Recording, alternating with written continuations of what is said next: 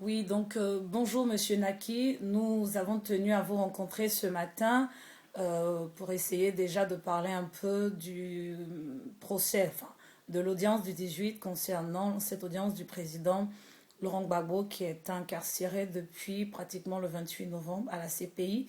Donc nous avons tenu à vous rencontrer parce que vous êtes quand même un leader sur cette place de Paris. Donc bien avant qu'on ne passe en tout cas à la petite phase de l'entretien, j'aimerais simplement vous laisser vous présenter pour les personnes qui ne vous connaissent pas encore dans cette lutte. Voilà. Oui, bonjour. Bonjour à tous les téléspectateurs, sinon tous ceux qui ont suivi cette vidéo. Je suis donc Abel Naki, simple résistant contre l'impérialisme, le néocolonialisme et le capitalisme en France depuis maintenant plus de 2 ans. Je suis président fondateur du CRI panafricain, donc le Congrès pour la Renaissance ivoirienne et panafricaine. Voilà, et donc je suis au front tous les jours pour la justice en Afrique, pour la libération de la Côte d'Ivoire et surtout pour la libération du président Laurent Gbagbo.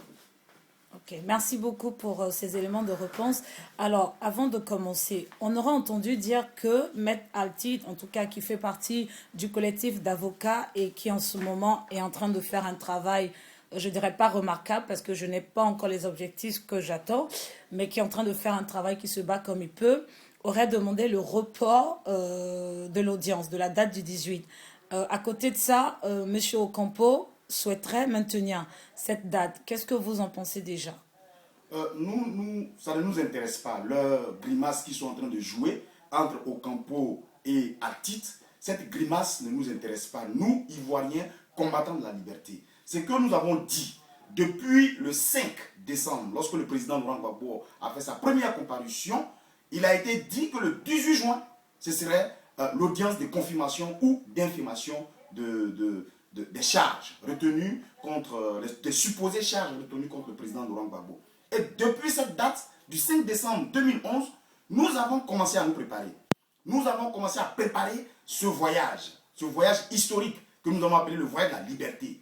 Et je ne peux pas comprendre qu'à 5 jours, sinon à une semaine de cette audience, de cette date historique, on vient nous chanter cette dernière chanson pour démobiliser les Ivoiriens, pour démobiliser les Africains, pour démobiliser tous les panafricanistes. Je vais vous dire une chose. La communauté internationale s'est rendue compte de l'ampleur de cette mobilisation internationale.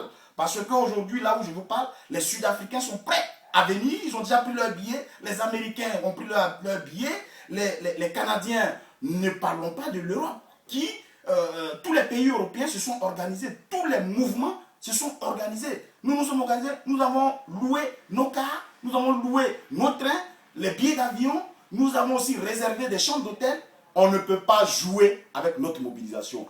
Que Ocampo veuille, ou bien que Altit veuille ou pas, nous irons le 18 juin à La Haye. Et puis je vais vous dire une chose, le 18 juin, nous n'allons pas à La Haye pour nous amuser, ou alors pour chanter, pour danser. Nous allons en guerre contre la communauté internationale. Nous allons pour récupérer Laurent Gbagbo.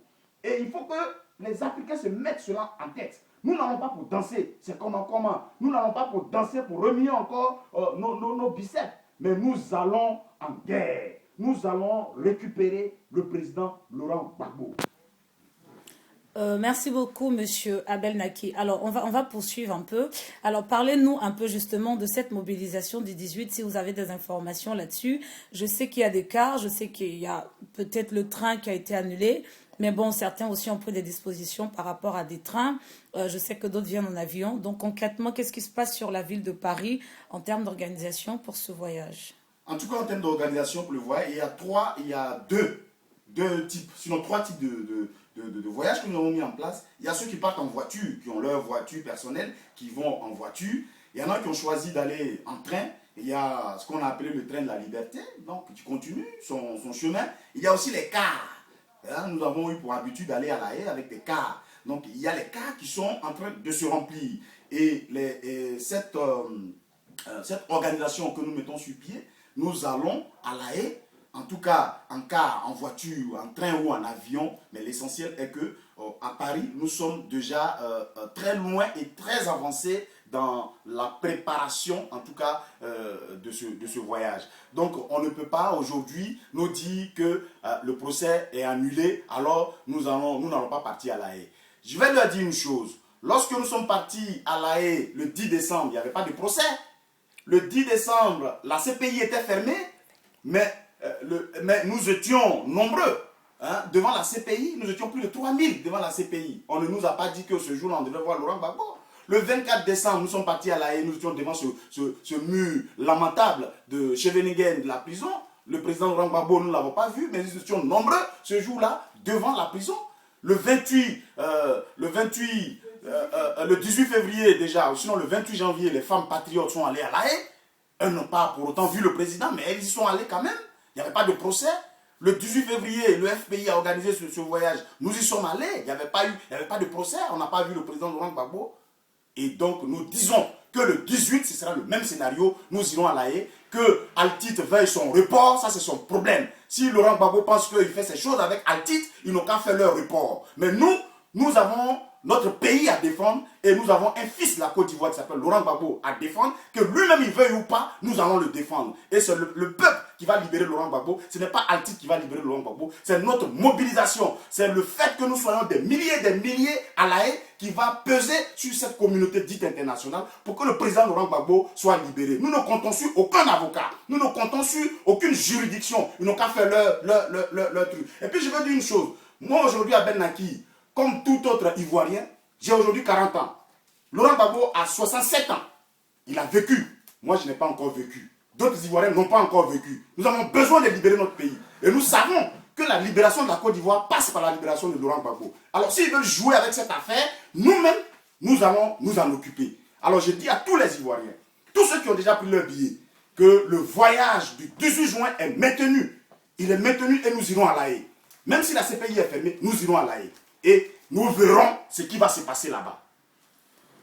Merci beaucoup. Alors, je vois que vous parlez beaucoup avec votre cœur, qui est certainement rempli de douleur jusqu'au jour d'aujourd'hui, parce que encore des arrestations. Je vais vous laisser rapidement nous faire un dernier mot de fin, et j'ajouterai certainement quelque chose avant de terminer. Merci beaucoup. Alors, mon dernier mot de fin, je veux dire ceci à tous ceux qui sont autour du président Laurent Gbagbo. Tous ceux qui sont dans ce conseil juridique, je veux leur dire qu'il faut qu'ils se connectent à la base. Parce que nous sommes la base. Maître Altit, je l'ai appelé plus de 2-3 fois pour lui demander qu'est-ce qu'on peut faire. Parce que nous sommes sur le terrain pour ce combat-là. Nous sommes aussi impliqués dans ce combat. C'est nous qui avons fait tomber Nicolas Sarkozy. Ce ne sont pas les juristes qui l'ont fait tomber.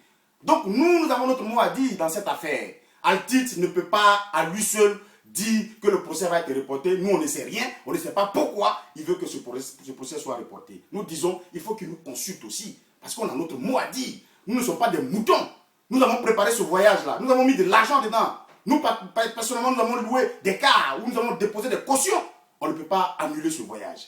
Donc, il faut qu'il prenne, en tout cas sur lui, de nous consulter aussi. Parce que nous avons notre mot à dire. Nous sommes des acteurs de cette crise-là aussi.